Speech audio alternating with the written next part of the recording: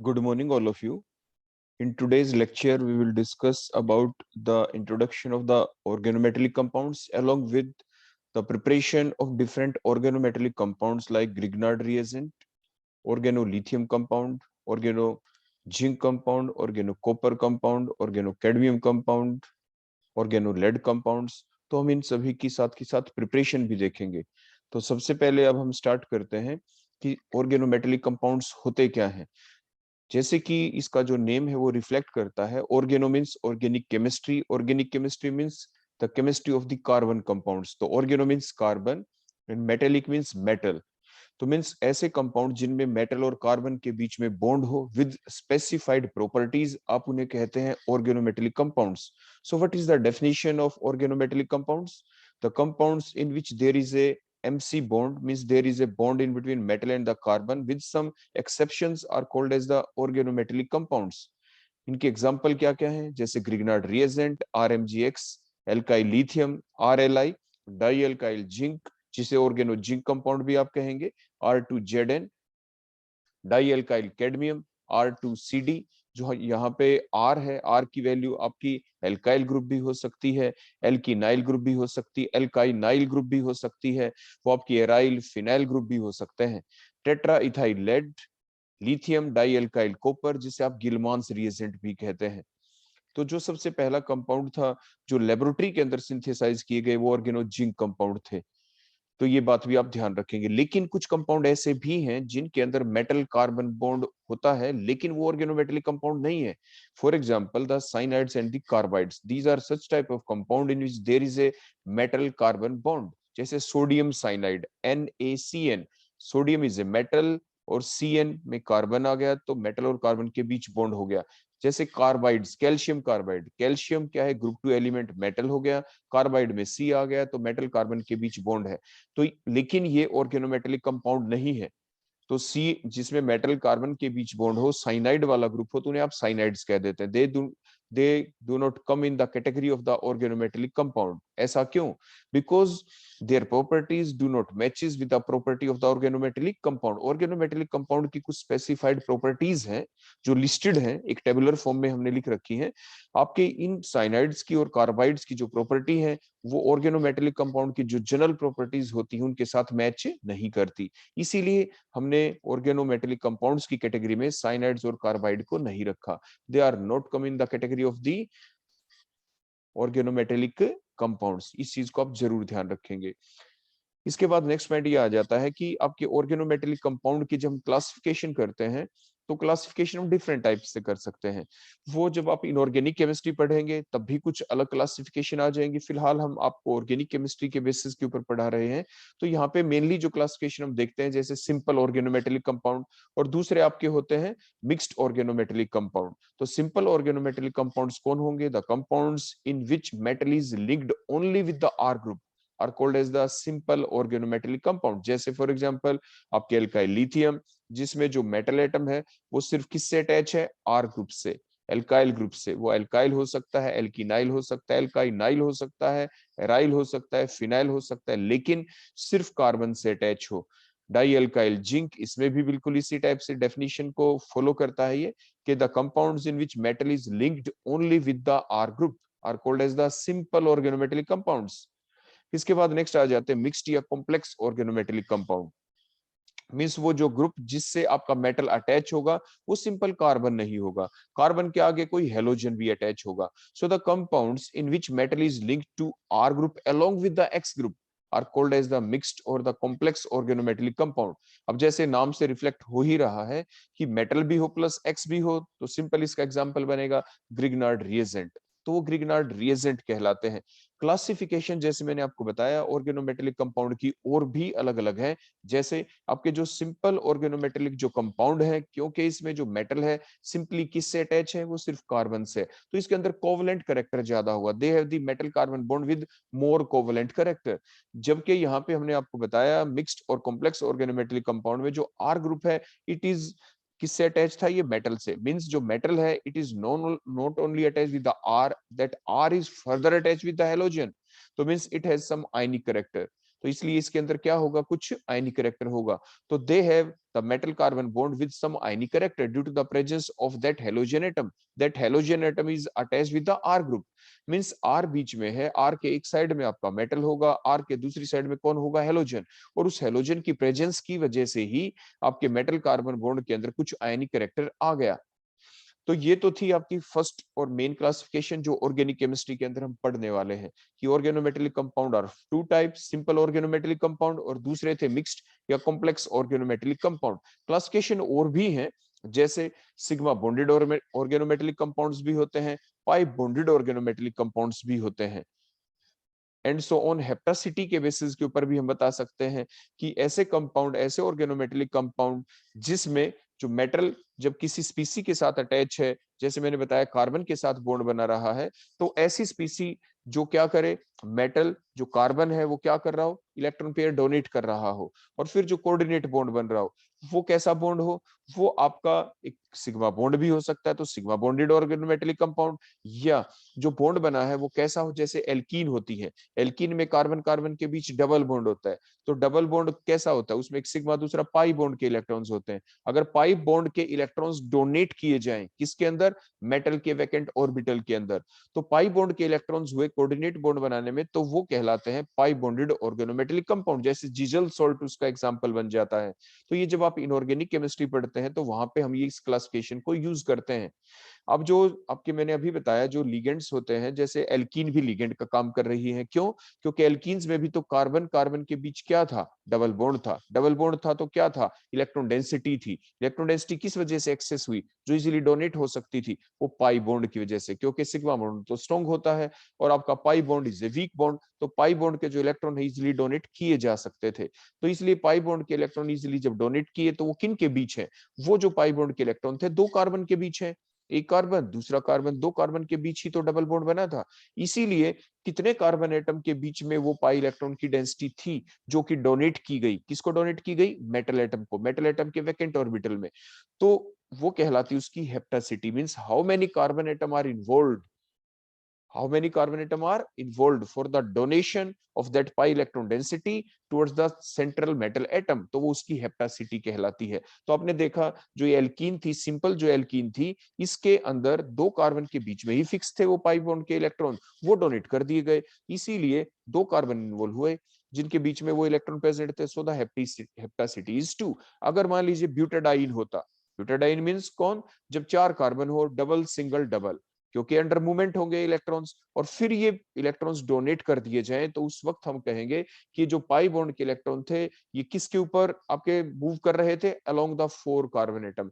अब अगर हम इन इलेक्ट्रॉन्स को डोनेट करते हैं तो उस वक्त कहलाती है हेप्टासिटी इज 4 एंड सो ऑन। तो ये चीजें जो मैंने आपको इन ब्रीफ बताई है जल्दी जल्दी, ये आप इनऑर्गेनिक केमिस्ट्री के अंदर जब हम आपको ऑर्गेनोमेटेलिक कंपाउंड्स पढ़ाते हैं तो इन चीजों को इन डिटेल हम वहां पे डिस्कस करेंगे। फिलहाल ऑर्गेनिक केमिस्ट्री के हिसाब से जो आपको क्लासिफिकेशन ध्यान रखनी है वो सिर्फ यही थी कि ऑर्गेनोमेटेलिक कंपाउंड में भी द सिंपल ऑर्गेनोमेटेलिक कंपाउंड और दे में भी द मिक्स्ड और द कॉम्प्लेक्स ऑर्गेनोमेटेलिक कंपाउंड्स। इसके बाद नेक्स्ट अब हम देखेंगे कि जो ऑर्गेनोमेटेलिक कंपाउंड होते हैं इनकी रिएक्टिविटी के बारे में, कि रिएक्टिव होते हैं तो ये आखिर क्यों होते हैं, और फिर हम कंपेयर भी करेंगे डिफरेंट ऑर्गेनोमेटेलिक कंपाउंड की रिएक्टिविटी के बारे में। तो पहला क्वेश्चन आया, व्हाई दे आर रिएक्टिव, ये रिएक्टिव होते ही क्यों है। रिएक्टिव इसलिए होते हैं कि जो ऑर्गेनोमेटेलिक कंपाउंड के अंदर कौन थे ऑर्गेनोमेटेलिक कंपाउंड, जिनमें मेटल और कार्बन के बीच बॉन्ड हो, आप उन्हें ऑर्गेनोमेटेलिक कंपाउंड कहते हैं विद स्पेसिफाइड सम प्रॉपर्टीज। तो अगर ये मेटल कार्बन के बीच जो बॉन्ड है ये कितना पोलर है, कितना आयनिक है, उसी के बेसिस के ऊपर ही तो हम बताते हैं कि ये कितने रिएक्टिव हैं। तो मैं जो इनकी रिएक्टिविटी है ये किस बात के ऊपर डिपेंड करती है, the reactivity of the organometallic compound depend upon the ionic character in the MC bond, metal carbon bond के अंदर आयनिक कैरेक्टर कितना उसके ऊपर डिपेंड करती है। तो आयनिक कैरेक्टर किस बात के ऊपर डिपेंड करता है, वो डिपेंड करता है कि जो मेटल है वो कितना ज्यादा इलेक्ट्रोपॉजिटिव है। मींस मेटल कौन होते हैं, the substance which have the tendency to lose the electron, जो इलेक्ट्रॉन को लूज करे, जो इजीली लॉस कर पाए, वो आपके मेटल होते हैं। जो आराम आराम से लूज करे, बिल्कुल कम लूज करे, वो लेस मेटेलिक होगा, जो इजीली लूज कर दे इलेक्ट्रॉन को वो ज्यादा मेटेलिक होगा। मींस क्योंकि जो मेटल होता है उसकी वैलेंस शेल में इलेक्ट्रॉन होते हैं, वो उतने ही इलेक्ट्रॉन तो लॉस करेगा कि वो ग्रुप 18 जैसा हो जाए। आप जानते हैं ना, हर कोई यूनिवर्स में क्या होना चाहता है, स्टेबल। ऐसे ग्रुप 1 एलिमेंट जैसे सोडियम एटॉमिक नंबर 11 है, वो एक इलेक्ट्रॉन लॉस करेगा, एक इलेक्ट्रॉन लॉस करते उसके पास 10 हो जाएंगे, नियोन जैसे हो गया ग्रुप 18 जैसा, बन गया स्टेबल। तो मींस आपके मेटल कौन होते हैं, which have the tendency to lose the electron. तो मीन्स जो जितना ज्यादा इलेक्ट्रॉन लॉस करता है, इलेक्ट्रॉन लॉस किया करने के बाद उसके ऊपर कैसा चार्ज आ गया, पॉजिटिव। अब बेसिक चीज ये भी आती है कि पॉजिटिव चार्ज आया क्यों। आप जानते हैं ना, जैसे सोडियम, जैसे मैं एग्जांपल लूं आपके सामने, तो सोडियम का एटॉमिक नंबर बोलो कितना होता है, 11। तो 11 का मतलब उसके अंदर एटॉमिक नंबर 11 का मतलब उसके पास इलेक्ट्रॉन भी 11 है, मींस -11 चार्ज। उसके पास प्रोटॉन भी 11 है, +11 चार्ज, मींस न्यूट्रल था वो, तो उसके ऊपर कोई चार्ज था नहीं।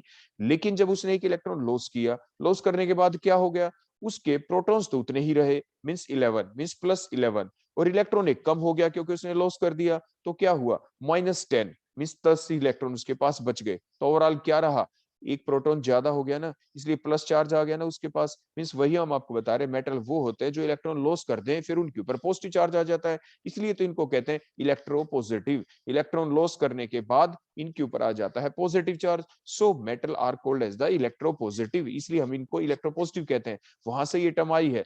तो मीन्स जो जितना जल्दी इलेक्ट्रॉन लॉस करेगा उसके ऊपर उतना जल्दी पॉजिटिव चार्ज आ जाएगा। तो मीन्स जितना ज्यादा इलेक्ट्रोपॉजिटिव होगा मेटल, मेटल और कार्बन का जो बॉन्ड है वो उतना ही ज्यादा क्या होगा, आयनिक होगा, उतना ही ज्यादा क्या होगा, पोलर होगा। मेटल के ऊपर क्या आएगा, स्लाइट पॉजिटिव चार्ज, कार्बन पे क्या आएगा, स्लाइट नेगेटिव चार्ज, क्योंकि मेटल क्या करना चाहता है, इलेक्ट्रॉन को लॉस करना चाहता है। मेटल और कार्बन के बीच के जो इलेक्ट्रॉन्स हैं वो किसकी तरफ ज्यादा चले जाएंगे, कार्बन की तरफ, because carbon is more electronegative than the metal. Metal electropositive है, कार्बन इलेक्ट्रोनेगेटिव है, दोनों में अगर कंपैरिजन किया जाए तो मींस देखो हमने अभी लिखा है यहाँ पे, कार्बन के ऊपर स्लाइट नेगेटिव चार्ज दिखाया, मेटल के ऊपर स्लाइट पॉजिटिव चार्ज दिखाया। कितना ज्यादा स्लाइट पॉजिटिव और कितना ज्यादा स्लाइट नेगेटिव चार्ज आएगा वो डिपेंड करता है इलेक्ट्रोपॉजिटिविटी ऑफ द मेटल के ऊपर।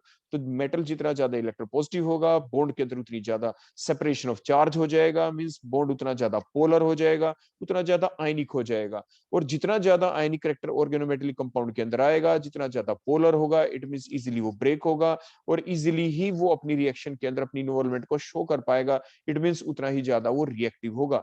तो में जो रिएक्टिविटी होती है ऑर्गेनोमेटेलिक कंपाउंड की, वो किसके ऊपर डिपेंड की, वो डिपेंड की जो मेटल है उसकी इलेक्ट्रोपॉजिटिविटी के ऊपर।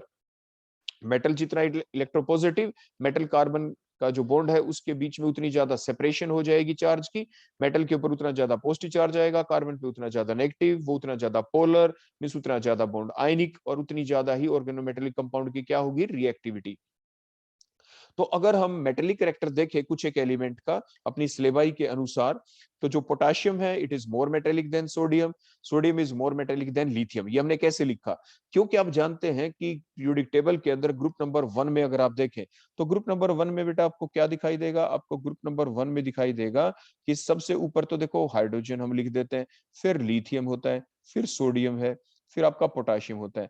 लेकिन आपकी नॉलेज के लिए एक चीज और आपको बता दें कि hydrogen is not a group 1 element, it is just placed at the top of the periodic table।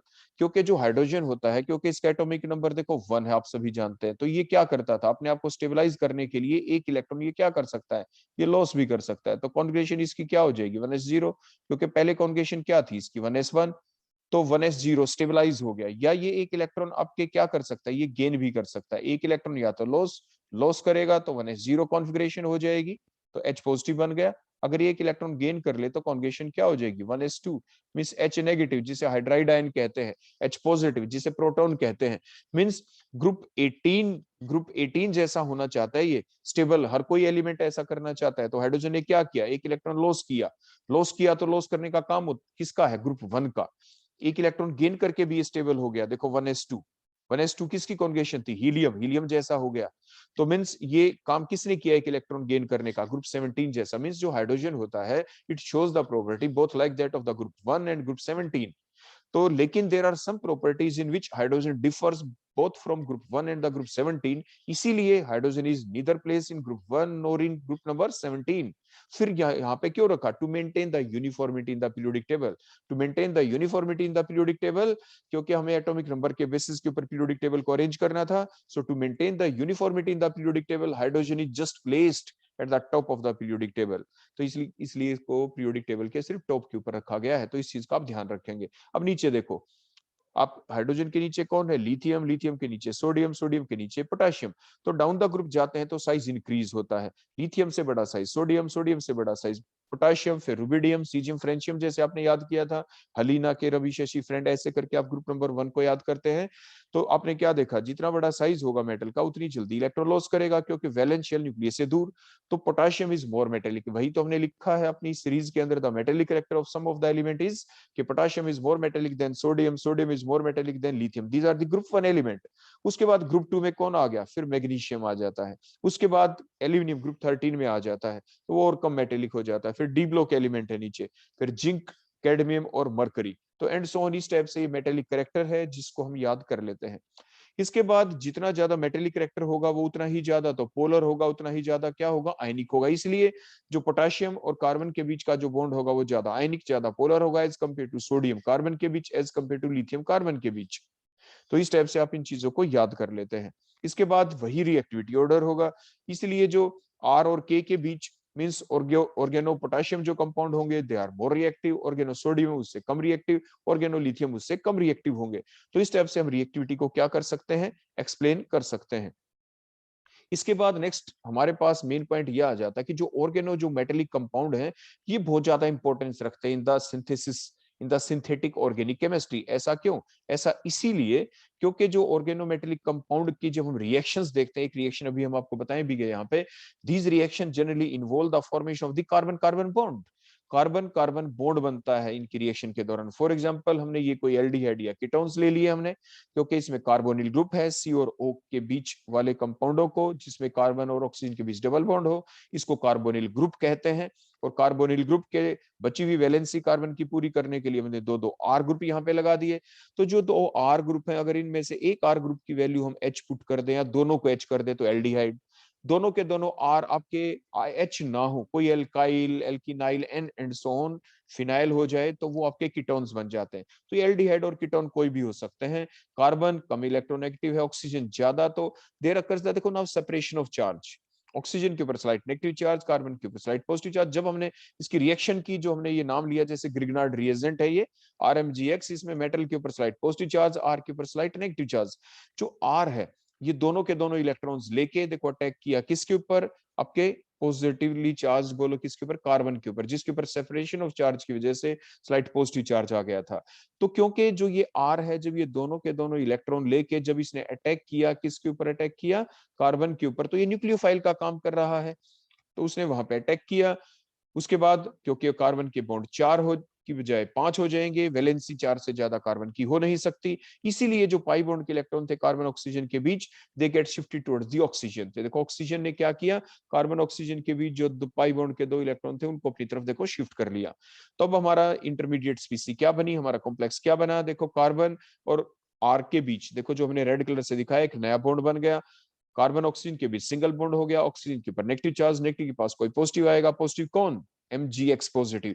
देखा ना आपने, यहाँ पे एक नया बॉन्ड बन गया कार्बन कार्बन के बीच। वही तो हमने बताया था कि जो ऑर्गेनोमेटेरिक कंपाउंड होते हैं दे have the great importance in the organic synthetic chemistry because they involve the formation of the carbon carbon bond. अब नया बॉन्ड बन गया, देखो आपके जो कार्बोनिल ग्रुप वाला कार्बन था उसका आर के साथ नया बॉन्ड बना। आर क्या है? एल्काइल ग्रुप, तो कार्बन ही तो है उसमें, तो कार्बन और आर के बीच नया बॉन्ड बना, मींस कार्बन कार्बन के बीच नया बॉन्ड बना।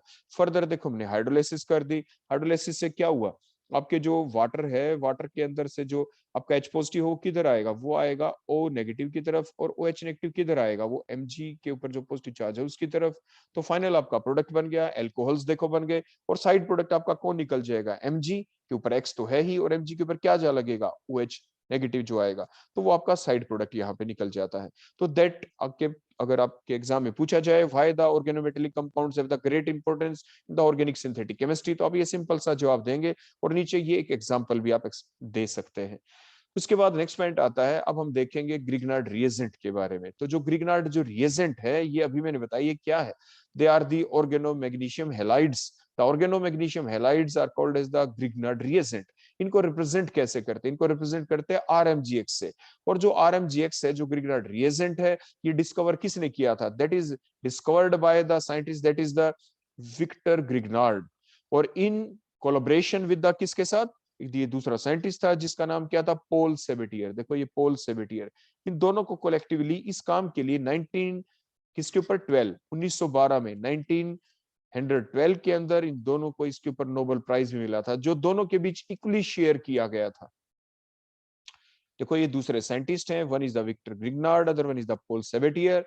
दोनों के बीच में जो प्राइज का जो शेयर था वो इक्वली डिस्ट्रीब्यूट किया गया था। दोनों को कोलैबोरेशन के अंदर नोबेल प्राइज मिला था इन 1912 के अंदर, इस चीज की खोज करने के लिए। किसकी खोज करने के लिए? ग्रिग्नार्ड रिएजेंट्स की खोज करने के लिए। क्या है Grignard reagent? Grignard reagent are nothing, they are the organomagnesium halide. Organomagnesium halide, इनको रिप्रेजेंट कैसे करते हैं? आरएमजीएक्स। इस आरएमजीएक्स में आर क्या है? हमने अभी आपको पहले बताया भी था, आर यहाँ पे एल्काइल ग्रुप भी हो सकता है, दैट में बी द एल्किनाइल, दैट में बी द एल्काइनाइल और द एराइल और द फिनाइल ग्रुप। एक्स क्या है? X is the halogen atom, means their value में भी द क्लोरीन, ब्रोमीन और द आयोडीन। आमतौर पे फ्लोरीन हम नहीं लेते। तो उसके बाद नेक्स्ट पॉइंट हमारा आ जाता है कि जो प्रिपेयर हम कैसे करते हैं ऑर्गेनोमेटेलिक कंपाउंड्स को। अब हम इनकी प्रिपरेशन वाले पार्ट के ऊपर आ गए हैं। तो ऑर्गेनोमेटेलिक कंपाउंड की जब हम प्रिपरेशन देखेंगे, जो डिफरेंट ऑर्गेनोमेटेलिक कंपाउंड है, जैसे ऑर्गेनो मैग्नीशियम कंपाउंड जैसे Grignard reagent, organo lithium compound जैसे आरएलआई, ऑर्गेनो जिंक कंपाउंड जैसे R2ZN, ऐसे ही हम उसके बाद कुछ कंपाउंड और भी लेंगे, जैसे कि ऑर्गेनो कॉपर कंपाउंड, जो गिलमान रिएजेंट हम लेंगे, लिथियम डाइएल्काइल कॉपर। फिर हम लेंगे ऑर्गेनो कैडमियम कंपाउंड भी हम लेंगे, R2CD। फिर हम ऑर्गेनो लेड कंपाउंड भी लेंगे, जैसे टेट्राइथाइल लेड। तो इनकी अब हम प्रिपरेशन देखने वाले हैं। सबसे पहले हम मेन प्रिपरेशन देखेंगे, हमारा मेन फोकस रहेगा ग्रिग्नार्ड रिएजेंट के ऊपर ही, क्योंकि जो और कंपाउंडों की जो प्रॉपर्टी है वो ग्रिग्नार्ड रिएजेंट जैसी ही होंगी, लेकिन औरों की जो प्रॉपर्टी है या तो वो ज्यादा रिएक्टिव होंगे या कम रिएक्टिव। जैसे मैंने अभी आपको पीछे बताया था, पोलैरिटी के बेसिस के पर अगर हम देखें तो जो ऑर्गेनो लिथियम कंपाउंड है, जैसे हमने यहाँ पे लिख रखा है आरएलआई, तो जो लिथियम और आर के बीच में जो बॉन्ड होता है दैट इज मोर पोलर, तो आरएलआई जो होते हैं they are more reactive than the, अब किसके? ग्रिग्नार्ड रिएजेंट से, आरएमजीएक्स से। और आरएमजीएक्स जो होगा ये मोर रिएक्टिव होगा। जो रिमेनिंग आपके सिलेबाई के अंदर कंपाउंड है, जैसे organo zinc, organo copper, organo cadmium, organo lead compound, उनसे क्या होंगे? ग्रिग्नार्ड रिएजेंट ज्यादा रिएक्टिव होंगे। तो जो आपके सिलेबाई के अंदर इनमें सबसे ज्यादा रिएक्टिव ऑर्गेनो लिथियम कंपाउंड है, उससे कम ग्रिग्नार्ड रिएजेंट, और इससे भी कम रिमेनिंग जो आपके कंपाउंड है on the basis of their metallic character, जो अभी हमने आपको पीछे बता दिया था। तो अब हम स्टार्ट करने वाले हैं इनकी प्रिपरेशन। तो इनको जब हम प्रिपेयर करते हैं ग्रिग्नार्ड रिएजेंट को या एल्काइल लिथियम, तो इनको हम एल्काइल हैलाइड से भी प्रिपेयर कर सकते हैं। एल्काइल हैलाइड जैसे हमने लिखा आरएक्स, तो आरएक्स के अंदर आपने क्या देखा? ध्यान से देखें, कौन ज्यादा इलेक्ट्रोनेगेटिव है? आर मींस कोई एल्काइल ग्रुप जिसमें कार्बन है, halides means, x means halogen atom, means chlorine, bromine, iodine जो हम यहाँ पे लेंगे। तो विच इज मोर इलेक्ट्रोनेगेटिव? आपके हेलोजन। तो इसलिए आरएक्स के बीच के जो बॉन्ड इलेक्ट्रॉन है, बॉन्ड पेयर इलेक्ट्रॉन्स है, वो किसकी तरफ थोड़े शिफ्ट हो जाएंगे? जैसे मैंने अभी रेड डॉट से दिखाया, एक बॉन्ड में 2 इलेक्ट्रॉन होते हैं, they get slightly dispersed towards the X atom, more electronegative halogen atom. So the halogen atom acquire slight negative charge and R has slight positive charge. अब हम क्या करेंगे? इसकी रिएक्शन करेंगे मैग्नीशियम के साथ इन प्रेजेंस ऑफ द सॉल्वेंट। देखो हम आपको फिर बता दें, आपका जो चैप्टर था नॉन एक्वस सॉल्वेंट, उसके अंदर आपको पढ़ाया गया था कि एक अच्छे सॉल्वेंट की निशानी क्या होती है। Which solvent will be called as a good solvent? अच्छा सॉल्वेंट वो होता है जो ना तो रिएक्टेंट, जो रिएक्टेंट जैसे कौन है? एल्काइल हैलाइड है यहाँ पे आरएक्स, जो ना तो रिएक्टेंट के साथ रिएक्ट करे और जो ना ही को रिएक्टेंट है उनके साथ रिएक्ट करे। फिर जब रिएक्शन के बाद जो प्रोडक्ट बने ना प्रोडक्ट के साथ रिएक्ट करे, मींस इनर्ट रहे थ्रू आउट द रिएक्शन, तो वही एक अच्छा सॉल्वेंट कहलाता है। और वो जो भी टेम्परेचर हम रिएक्शन के दौरान रखे, उस रिएक्शन के दौरान वो इवेपोरेट भी नहीं होना चाहिए। जो भी टेम्परेचर की कंडीशन हमारी रहेंगी इस रिएक्शन के दौरान, उस रिएक्शन कंडीशन के दौरान वो इवेपोरेट भी नहीं हो जाना चाहिए, मींस इनर्ट रहना चाहिए, मींस जिसमें रिएक्शन बड़ी आराम से चल पाए, जो रिएक्टेंट या प्रोडक्ट के साथ कोई कॉम्प्लेक्स भी ना बनाए। तो ऐसे सॉल्वेंट को कहते हैं बेटर सॉल्वेंट, गुड सॉल्वेंट। तो गुड सॉल्वेंट यहाँ पे कौन होता है? या तो ड्राईथर या टेट्राहाइड्रा हाइड्रोफ्यूरान ले लेते हैं। THF का मतलब टेट्रा हाइड्रोफ्यूरान। आप जानते हैं ना टेट्रा हाइड्रोफ्यूरान कैसा होता है? आपने पढ़ा है कि देखो इस टाइप से पेंटागन स्ट्रक्चर बना दें, इसमें एक ऑक्सीजन लगा दें और इसके बीच में अगर हम डबल बॉन्ड देखो यहाँ पे लगा दें, so that called as the furan. अगर हम इस डबल बॉन्ड को हटा के हाइड्रोजनेशन करके यहाँ पे H हो जाते, देखो मैंने डबल बॉन्ड हटा दिया, दैट कॉल्ड एज द टेट्राहाइड्रोफ्यूरान। तो ये टेट्राहाइड्रोफ्यूरान है जिसमें ऑक्सीजन के पास लोन पेयर है, तो इसलिए एक अच्छे बेस का भी काम करेगा। आपके ड्राई ईथर एक ऐसा सॉल्वेंट है कि जैसे कहा गया कि व्हाट इज द यानी स्ट्रक्चर ऑफ द आरएमजीएक्स, इसको कैसे सेपरेट किया जाता है। आमतौर पे जो आरएमजीएक्स होता है ये ड्राई ईथर के साथ कोऑर्डिनेट बॉन्ड बना के उसी फॉर्म के अंदर, स्टेबलाइज फॉर्म के अंदर रहता है। तो मीन्स अब हम इसकी रिएक्शन देखने वाले हैं। हाँ, एक चीज और, हम हमेशा क्या करते हैं, आपको इस चीज का जो ध्यान रखना है, आप कभी भी एल्काइल हैलाइड को एक्सेस में नहीं लेंगे आरएक्स को, क्योंकि उससे कुछ प्रॉब्लम आ सकती है, वो भी अभी हम आपको बताने वाले हैं। तो सबसे पहले तो क्या हुआ, एल्काइल हैलाइड के अंदर जब हमने मैग्नीशियम डाला in presence of the dry ether, तो फिर क्या हुआ, आपका ये प्रोडक्ट बन गया, that is the RMgX, metal insertion reaction हुई। इसका मैकेनिज्म भी हम देखेंगे कि ये कैसे बना। तो RMgX आपका बन गया, जिसके ऊपर R के ऊपर स्लाइट नेगेटिव चार्ज, मैग्नीशियम क्योंकि मेटल है इसके ऊपर स्लाइट पॉजिटिव चार्ज। तो इस टाइप से एल्काइल हैलाइड से हम क्या बना सकते हैं, ग्रिग्नार्ड रिएजेंट को हम सिंथेसाइज कर सकते हैं। लेकिन देखो, अगर हम, मैंने अभी बताया कि एल्काइल हैलाइड को आप एक्सेस में नहीं लेंगे, आमतौर पे हम करते क्या है, पहले कंटेनर के अंदर मैग्नीशियम होता है, सॉल्वेंट ड्राई ईथर होता है, ड्राई ईथर के अंदर मैग्नीशियम हमने डाला, मैग्नीशियम को एक्सेस में लेंगे, उसके बाद ड्रॉप बाय ड्रॉप आप ऊपर से डालते हैं RX एल्काइल हैलाइड, स्लोली डालते हैं, डाइल्यूट सॉल्यूशन हमें रखना पड़ता है यहाँ पे। Alkyl halide drop by drop डालेंगे ताकि ग्रिग्नार्ड रिएजेंट बन गया, उसके बाद एल्काइल हैलाइड आपने डालना बंद कर दिया, क्योंकि अगर आपने एक्सेस में डाल दिया एल्काइल हैलाइड तो देखो क्या होगा। तो इस टाइप से आपकी रिएक्शन चलेगी, रिएक्शन चली तो देखो क्या हुआ, साफ साफ आपको दिख रहा है कि यहाँ पे क्या होगा कि जो आपका R नेगेटिव है, देखो ये R जो नेगेटिव है RMgX का, ये दोनों इलेक्ट्रॉन लेके देखो किस पे अटैक करेगा, now it will attack on the R positive of the alkyl halide. देखो दोनों के दोनों इलेक्ट्रॉन देखो X ने अपनी तरफ ले लिए, तो क्या बना, इधर से कौन सा पार्ट था, देखो ये MgX वाला, देखो ये MgX वाला पार्ट, इसके साथ कौन आ गया, एक दूसरा X आ गया, तो MgX2 will be the side product.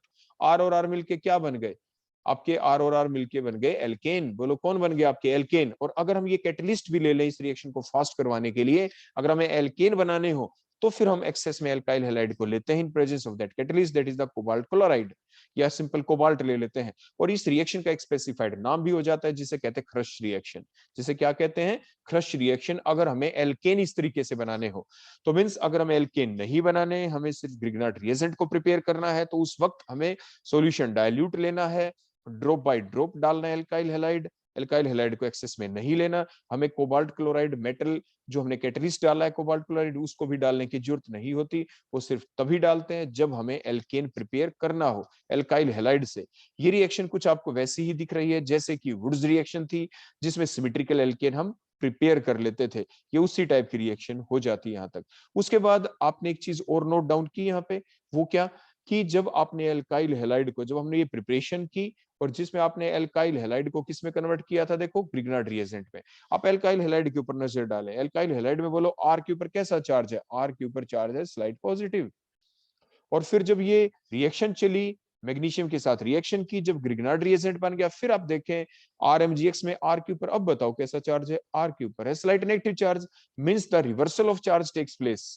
The reversal of charge takes place during the conversion of the alkyl halide into the Grignard reagent.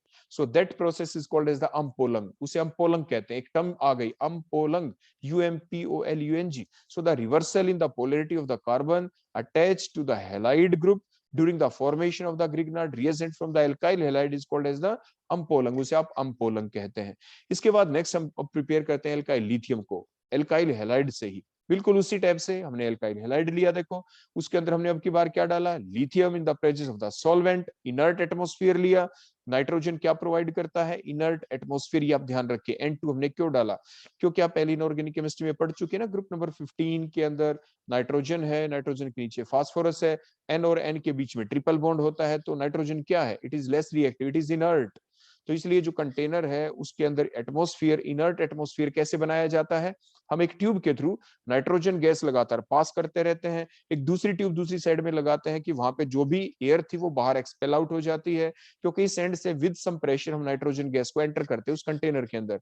तो जब उस कंटेनर के अंदर पूरे के अंदर नाइट्रोजन गैस फिलअप हो जाती है, फिर हम अपनी ये रिएक्शन स्टार्ट करते हैं। बोलो कौन सी, जो अभी मैंने बताया इनर्ट एटमॉस्फेयर क्रिएट करने का ये तरीका था। तो एल्काइल हैलाइड की लिथियम के साथ reaction in presence of the solvent that is the trihexane, और by creating an inert atmosphere that is the by using the atmosphere of the nitrogen।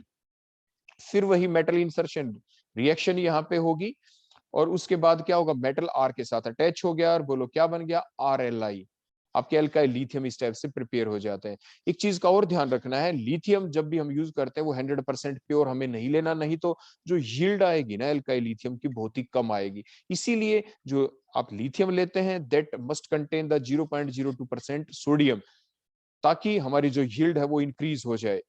दूसरा पॉइंट, और अगर हम एल्काइल जो आपके लिथियम है उसको प्रिपेयर करना चाहते हैं तो उसको हम हेलोजन मेटल एक्सचेंज मेथड भी यूज कर सकते हैं। देखो कैसे, एल्काइल हैलाइड देखो हमने लिया RX, उसके अंदर हमने क्या डाल दिया, हमने ले लिया दूसरा RLI। RLI में आप ध्यान दे, देखो मैंने रेड कलर से शो किया है, ये R डैश है, R डैश है। मीन्स हम इसमें क्या करते हैं, जो RLI है इसमें R डैश है, मान लीजिए R डैश CH3 है, और जो RX एल्काइल हैलाइड लिया मान लीजिए वो C2H5 है। तो मीन्स हम ये चाहते हैं आपके जो मिथाइल लिथियम है उसको मिथाइल लिथियम में कन्वर्ट करना चाहते हैं, तो that called as the halogen metal exchange reaction. यानी यहाँ पे हेलोजन और मेटल के बीच में हम क्या करने वाले हैं, एक्सचेंज करने वाले हैं यहाँ पे। तो देखो हमने कैसे किया, ये रिएक्शन चली आपकी, जो आर डैश रेड कलर का है उसके साथ तो देखो कौन लग गया, हेलोजन, और आपका जो आर था सिंपल जिसको हमने इथाइल मान लीजिए कह रहे थे, तो वो क्या बन गया, RLI। तो इस टाइप से हम हेलोजन मेटल एक्सचेंज मेथड के द्वारा भी हम एल्काइल लिथियम को प्रिपेयर कर सकते हैं। इसके बाद नेक्स्ट हम देखते हैं एल्काइल जिंक के बारे में। जैसे मैंने आपको पहले भी बताया था कि जो alkyl zinc, these are the compound which were first prepared in the laboratory, that is the first organometallic compound। जो मैंने लिखा ना OMC का मतलब organometallic compound। so these are the first organometallic compound which are prepared in the laboratory। Laboratory के अंदर जो first organometallic compound जो प्रिपेयर किया गया था वो कोई और नहीं, वो ऑर्गेनो जिंक कंपाउंड थे। इस चीज को आप जरूर ध्यान रखेंगे, आपसे पूछा जा सकता है। फिर उसी टाइप से अब हम प्रिपेयर करते हैं ऑर्गेनो जिंक कंपाउंड का। हमने लिया यहाँ पे एल्काइल आयोडाइड ले लिया, RI, आई के ऊपर उसी टाइप से स्लाइड नेगेटिव चार्ज, आर के ऊपर स्लाइड पॉजिटिव चार्ज, रिएक्शन की with the zinc in presence of the dry ether, और उसी टाइप से हमारे पास ये प्रिपेयर हो गया। बोलो क्या प्रिपेयर हो गए हमारे पास, ऑर्गेनो जिंक कंपाउंड। लेकिन अभी क्या बन गए, नो, अभी तो सिर्फ मेटल की इंसर्शन हुई है, RZnI बना है। अब हम क्या करेंगे, इसका जो सेकंड मोल है अब वो आएगा। देखो हमने सेकंड मोल लिखा, now the further reaction takes place, और बोलो उस रिएक्शन के दौरान क्या हुआ, यहां से निकल गया ये ZnI2। देखो इस स्टेप से आप किसी भी एक साइड से ऐसे निकलते हुए इसको शो कर सकते हैं। ZnI2 लॉस हो गया इन द एटमोस्फियर, बोलो किस चीज का बनाया, CO2 का। तो ये फर्दर सेकंड स्टेप जब हम चलाते हैं तो इसके दौरान जो एटमोस्फियर है, इन्वायरमेंट जो होना चाहिए वो CO2 का हम लेते हैं यहाँ पे, और आपका बन क्या गया, R2Zn। क्या बन गया बोलो यहाँ पे, R2Zn। इस टाइप से हमारा प्रिपेयर हो गया। इसके बाद नेक्स्ट अब हम बात करते हैं रिएक्टिविटी की। जब हम प्रिपेयर कर रहे थे, किस चीज को प्रिपेयर कर रहे थे, ग्रिग्नार्ड रिएजेंट को, तो आप बड़े ध्यान से देखें, या एल्काइल लिथियम को प्रिपेयर किया, या एल्काइल जिंक को लिया, हमारा मेन फोकस रहेगा पूरे लेक्चर के दौरान ग्रिग्नार्ड रिएजेंट के ऊपर ही, क्योंकि ग्रिग्नार्ड रिएजेंट एल्काइल लिथियम से थोड़े कम रिएक्टिव है, लेकिन और जितने ऑर्गेनो में आपके मेटेलिक कंपाउंड होंगे उनसे ज्यादा रिएक्टिव होते हैं। तो जो आपने जब प्रिपेयर किया ग्रिग्नार्ड रिएजेंट को, तो इसमें हमने एल्काइल हैलाइड लिया है ना, तो एल्काइल हैलाइड के अंदर अपने क्या लिया, एक्स की वैल्यू है। तो अब हम ये देखने वाले हैं कि अगर हम ऐसा कर दे, for a given halogen, halogen हमने फिक्स कर दिया, हम आर की वैल्यू चेंज कर दें, जैसे CH3X, C2H5X and so on. तो means for a given halogen the reactivity order of an alkyl group is, means अगर हम ग्रिग्नार्ड रिएजेंट को प्रिपेयर करना चाहते हैं तो कौन सा ग्रिग्नार्ड रिएजेंट इजीली प्रिपेयर हो जाएगा, क्या CH3MgBr इजीली प्रिपेयर होगा, या आपका C2H5MgBr इजीली प्रिपेयर होगा, या C3H7MgBr प्रिपेयर होगा। मींस R की वैल्यू चेंज कर दें तो कौन सा ग्रिग्नार्ड रिएजेंट इजीली प्रिपेयर होगा। तो वही हम देख रहे हैं यहाँ पे, for a given halogen the reactivity order of an alkyl group is, तो क्या होगा, CH3, देखो हमने क्या लिखा है, CH3, ये Br हमने लिखा, एल्काइल हैलाइड के बारे में हमने देखा, ये क्या है, ये ज्यादा रिएक्टिव होगा किसके कंपैरिजन में बोलो, अगर हमने ले लिया CH3 CH2 Br, इससे ज्यादा अगर हम क्या ले ले CH3 CH2 CH2 Br, जैसे ही हम एल्काइल पार्ट को इंक्रीज करते हैं तो एल्काइल हैलाइड की रिएक्टिविटी कम हो जाती है। क्यों? क्योंकि आपको पता है कि यहाँ पे स्टेरिक हिंड्रेंस फैक्टर आ जाता है। CH3 is a smaller group, C2H5 is a bigger group, C3H7 even much more bigger group. क्योंकि इसके दौरान जो सेपरेशन ऑफ चार्ज है, कार्बन के ऊपर जो स्लाइट पॉजिटिव चार्ज है, दूसरे बेसिस पे देखें, अगर हम H हटा के CH3 ग्रुप लगाते हैं तो उसका प्लस आई इफेक्ट, तो अपने प्लस आई इफेक्ट से क्या करेगा, जो कार्बन के ऊपर स्लाइट जो पॉजिटिव चार्ज है वो आपका डिक्रीज हो जाएगा। अगर हम एल्काइल ग्रुप का साइज बढ़ा दे, देखो C2H5, तो स्टेरिक फैक्टर भी बढ़ गया प्लस में, इसका प्लस आई इफेक्ट भी इंक्रीज हो जाता है, तो मोर प्लस आई इफेक्ट होगा और ज्यादा प्लस आई इफेक्ट इसका चलेगा, जिसकी वजह से कार्बन के ऊपर जो स्लाइट पॉजिटिव चार्ज है और भी कम हो जाएगा, इसकी रिएक्टिविटी और भी कम हो जाती है। तो इस चीज को आप ध्यान रखेंगे। Means with the increase in the number of the carbon atom in the alkyl group, the formation of the Grignard reagent become difficult.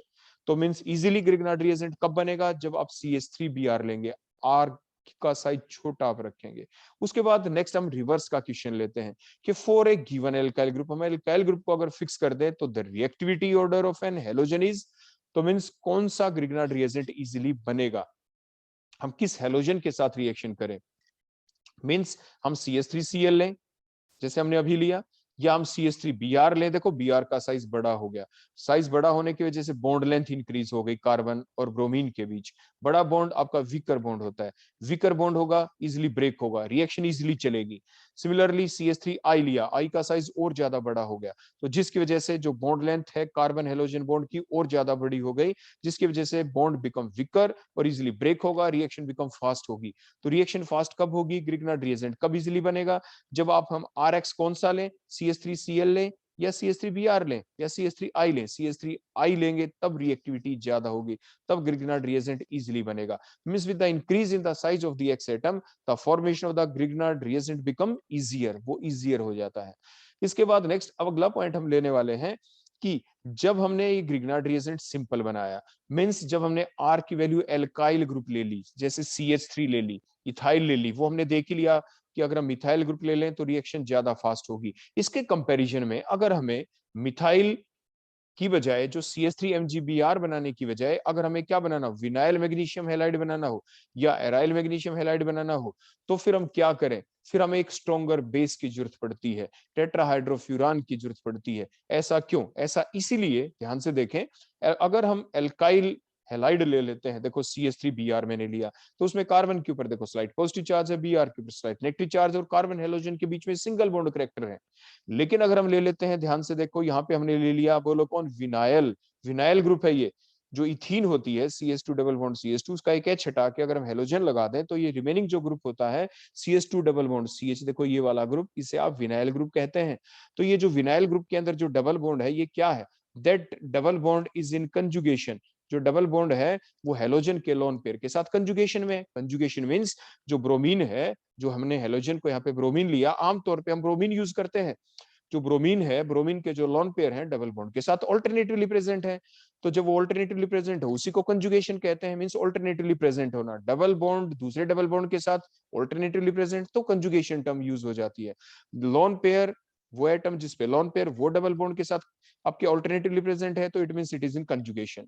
तो मींस कंजुगेशन में होने की वजह से देखो क्या होगा, ऐसे ही आप आगे ये देखें, जो हमने कौन लिया, हमने ये कौन लिए, एराइल हैलाइड्स हमने ले लिए। इसमें भी आप देखें जो हेलोजन एटम है जिसके पास लोन पेयर है, वो किस में है, वो बेंजीन रिंग के डबल बॉन्ड के साथ ऑल्टरनेटिवली प्रेजेंट है, मींस वो भी कंजुगेशन में। तो उससे क्या होगा, देखो रेजोनेंस चली, तो मींस हेलोजन के ऊपर देखो मैंने दिखाया जो लोन पेयर है they get involve in resonance. तो रेजोनेंस होने की वजह से कार्बन और हेलोजन के बीच में, कार्बन और ब्रोमीन के बीच में यहाँ पे डबल बॉन्ड आ गया, डबल बॉन्ड करेक्ट है। तो कौन सा बॉन्ड इजीली टूटता है, एल्काइल हैलाइड में। तो आप ध्यान से देखिए कोई रेजोनेंस चलेगी नहीं, तो एल्काइल हैलाइड में कार्बन और ब्रोमीन के बीच में सिंगल बॉन्ड ही रहेगा, which can break easily, reaction fast होगी। लेकिन विनाइल में देखो रेजोनेंस में इन्वॉल्व हो गए, so due to the involvement of the lone pair electron of the halogen atom in resonance, there becomes the double bond, there becomes a strong double bond in between the carbon and halogen atom, carbon and bromine atom जो हमने यहाँ पे ले रखा है। Similarly in case of the aryl halide also, the lone pair electron of the halogen atom, that is the bromine here, get involved in resonance and there becomes the double bond in between the carbon atom of the benzene ring and the halogen atom, and that bond becomes stronger bond which cannot be break easily. इसीलिए ये ज्यादा reactive नहीं होते, reaction इसमें slow हो जाएगी। इस reaction को अब फास्ट करने के लिए हम एक स्ट्रॉन्गर बेस की जरूरत पड़ेगी, और स्ट्रॉन्गर बेस हम कौन लेते हैं, दैट इज द टेट्राहाइड्रोफ्यूरान। इसलिए हमें टेट्राहाइड्रोफ्यूरान जो कि एक स्ट्रॉन्गर बेस है उसकी जरूरत पड़ती है। इसके बाद नेक्स्ट पॉइंट ये आ जाता है, जैसे मैंने अभी आपको बताया, इसका मतलब ये बिल्कुल नहीं कि विनाइल और एराइल हैलाइड हैं उसकी मैग्नीशियम के साथ रिएक्शन नहीं हो सकती। अगर हम विकर बेस ले लें, जैसे ड्राईथरम ले लें, तो ऐसा नहीं कि रिएक्शन नहीं होगी, रिएक्शन होगी, लेकिन जो यील्ड होगी, जो प्रोडक्ट बनेगा वो कम मात्रा में बनेगा, उसकी अमाउंट कम होगी। Mean the reaction will occur but the yield is very poor, yield poor होगी। हम चाहते हैं अगर यील्ड इंक्रीज हो जाए, प्रोडक्ट ज्यादा अमाउंट में बने, तो हमें एक स्ट्रॉन्गर बेस की जरूरत पड़ेगी। तो ऐसा एग्जाम में आपसे पूछा जा सकता है। नेक्स्ट हम लेते हैं, अगर अब हम मैकेनिज्म देखते हैं कि एल्काइल जो मैग्नीशियम हैलाइड है उसको हम प्रिपेयर कैसे करते हैं। देखो जो रिएक्शन चलती है इसकी वो एक फ्री रेडिकल मैकेनिज्म के द्वारा चलती है। The reaction by which the alkyl magnesium halide are prepared, that mechanism is generally the free radical mechanism. इसमें होता क्या है, देखो शुरू में हमने एल्काइल हैलाइड लिए जैसे RBr। आमतौर पे आपसे ये क्वेश्चन भी पूछा जाता है कि कौन सा हेलोजन आमतौर पे हम यूज करते हैं, आपके क्लोरीन, ब्रोमीन या आयोडीन। ब्रोमीन ही ऐसा है जो ना तो कम रिएक्टिव ना ज्यादा, इसलिए आमतौर पे हम ब्रोमीन ही यूज करते हैं। तो हमने RBr लिख दिया। RBr का दूसरा मोल भी हमने ले लिया, मैग्नीशियम के साथ देखो रिएक्शन चली, तो क्या हुआ यहाँ पे, आप ध्यान से देखें। यहाँ पे सबसे पहले बोलो कौन बन गए, आपको पता है मैग्नीशियम पीरियोडिक टेबल में कहां पे एग्जिस्ट करता है, बताएं, ये ग्रुप 2 एलिमेंट है। ग्रुप 2 का मतलब अगर इसकी कॉन्जुगेशन लिखें तो बोलो कितना एटॉमिक नंबर है इसका, 12। तो क्या लिखेंगे, 1s2, 2s2, 2p6 और 3s2। 3s2 के जो 2 इलेक्ट्रॉन है वो अपने आप को अनपेयर्ड कर लेते हैं, देखो इस टाइप से, क्योंकि आगे इनके अंदर बोलो क्या होता है, इनके अंदर होता है 2p, जिसके अंदर देखो 2 अनपेयर्ड इलेक्ट्रॉन मैंने मैग्नीशियम के ऊपर दिखा दिए। अब होमोलाइटिक फिशन हुआ, देखो देखो दोनों बॉन्ड का देखो क्लीवेज, जो RBr पहले का भी, RBr दूसरे का भी, हो गया ना ऐसे। तो R और R ने तो क्या किया, आपके हाफ एरो से मैंने इलेक्ट्रॉन दिखाए, ये आपस में कंबाइन कर गए RR के बीच, मींस एल्केन बन गए। और इसी टाइप से मैग्नीशियम के पास देखो जो 2 इलेक्ट्रॉन थे, एक मैग्नीशियम ने अपना एक इलेक्ट्रॉन दिया, यहाँ इस ब्रोमीन ने अपना दिया। ऐसे ही मैग्नीशियम के पास दूसरे इलेक्ट्रॉन हाफ एरो दिखाया, इस ब्रोमीन ने अपना इलेक्ट्रॉन दिया। तो इस टाइप से MgBr2 will be the side product. RR बना और साइड प्रोडक्ट बोलो कौन बना, MgBr2। अब फर्दर क्या होगा, जो MgBr2 बना, मैग्नीशियम जो हमने डाल रखा है एक्सेस में, मैंने बताया भी था पीछे आपको एल्काइल हैलाइड को एक्सेस में नहीं लेना, हमें मैग्नीशियम को एक्सेस में लेना है। तो जो मैग्नीशियम लिया, देखो मैग्नीशियम के ऊपर फिर से मैंने 2 डॉट दिखाई। अब क्या हुआ, अब ऐसा हुआ कि जो मैग्नीशियम है देखो फिर से होमोलाइटिक फिशन हुआ, देखो इस बॉन्ड का, देखो ये मैंने होमोलाइटिक फिशन दिखा दिया। ये ब्रोमीन ने अपना एक इलेक्ट्रॉन अपनी तरफ ले लिया, हाफ एरो से दिखाया, इस मैग्नीशियम ने अपना इलेक्ट्रॉन ले लिया, मींस MgBr फ्री रेडिकल बन गया। अब ये जो एक इलेक्ट्रॉन ब्रोमीन ने लिया, इस मैग्नीशियम ने अपना इलेक्ट्रॉन दे दिया, तो ये भी MgBr, इस Mg के ऊपर एक फ्री इलेक्ट्रॉन बच गया। इधर से इस Mg ने जो अपना इलेक्ट्रॉन लिया उसके पास भी मींस 2 मोल बन जाएंगे हमारे पास, और ये फ्री रेडिकल बन गया। MgBr फ्री रेडिकल बना, इसके 2 मोल्स हमारे पास बने। अब जो MgBr फ्री रेडिकल बना, ये फर्दर किसके साथ रिएक्ट करेगा, एल्काइल हैलाइड के साथ। कैसे रिएक्ट करेगा, अब देखो फर्दर देखो किस टाइप से आपकी रिएक्शन चली। R फ्री रेडिकल यहाँ पे जनरेट होगा, क्योंकि फिर से ये रिएक्शन चली, देखो R ने अपना इलेक्ट्रॉन देखो यहाँ से ले लिया। तो क्या हुआ, MgBr के जो 2 मोल थे, उन 2 में से एक मोल ने देखो 2 में से 1 मोल ने क्या किया, जो Br ने देखो इसका अकेला इलेक्ट्रॉन था, 1 मोल किसके साथ करेगा, देखो ये मैग्नीशियम के साथ। तो क्या बना, MgBr2। क्या बन गया, MgBr2। अब जो R फ्री रेडिकल है, ये किसके साथ फर्दर रिएक्ट करेगा, क्योंकि यहाँ पे देखो 2 मोल थे ना MgBr फ्री रेडिकल के, 1 मोल तो अभी बचा हुआ है, तो ये बचा हुआ MgBr फ्री रेडिकल, अब देखो दोनों के बीच में फिर से रिएक्शन चली, दोनों कंबाइन कर गए, दोनों अनस्टेबल स्पीसी हैं फ्री रेडिकल। तो इस तरह से बन गया आपका RMgBr। तो इस टाइप से हम प्रिपेयर कर लेते हैं एल्काइल मैग्नीशियम हैलाइड्स को। तो ये था mechanism for the preparation of the Grignard reagent. तो इस टाइप से हम ग्रिग्नार्ड रिएजेंट को प्रिपेयर करते हैं by the free radical mechanism. तो लेकिन एक चीज का फिर से ध्यान रखना है, जो मैंने आपको बताया था, इस रिएक्शन को जब भी हम करते हैं तो आपका जो सॉल्वेंट है वो एप्रोटिक होना चाहिए, मींस वो H पॉजिटिव लॉस ना करे, क्योंकि जो RMGX है, जैसे मैंने अभी लिखा भी है यहाँ पे, the solvent should be aprotic होना चाहिए, क्योंकि जो आपका RMGX जो ग्रिग्नार्ड रिएजेंट जो बना है, दैट ग्रिग्नार्ड रिएजेंट की जब हम रिएक्शन भी पढ़ेंगे आगे, तो हम देखेंगे कि जो ग्रिग्नार्ड रिएजेंट है can react with all the protic compounds. which have the active hydrogen. Active hydrogen means which can lose the H atom is the H positive ion. जैसे आपके अल्कोहल ले लिया, इवन वाटर जो एक weak electrolyte है, जिसमें आपको पता है 1 लीटर पानी अगर आपके पास एक कंटेनर में है तो उसके पास 1 लीटर पानी में कितने होते हैं बोलो, 1 मोल जो आपका है, आपके बोलो 1 लीटर जो वाटर है उसके अंदर कितने H पॉजिटिव आयन होंगे, 10 की पावर -7 H पॉजिटिव आयन, और उतने ही OH negative ion. Means 1 litre के अंदर क्या होता है, मींस 10 की power -7 H positive ions, means moles per litre जिसे आप कहते हैं, जो जिसकी मोलरिटी कहलाती है। तो मींस आपके जो ग्रिग्नार्ड रिएजेंट है इवन वाटर के साथ रिएक्ट कर सकता है, आपके अल्कोहल के साथ रिएक्ट कर सकता है, एल्काइन के साथ रिएक्ट कर सकता है, टर्मिनल एल्काइन के साथ, जिस जो कि H पॉजिटिव आयन लॉस कर सकते हैं। मींस कभी भी आप ऐसा सॉल्वेंट नहीं लेंगे जिसके अंदर प्रोटिक सॉल्वेंट हो, because the Grignard reagent can react with all these protic compounds. तो इस चीज का आप जरूर ध्यान रखेंगे।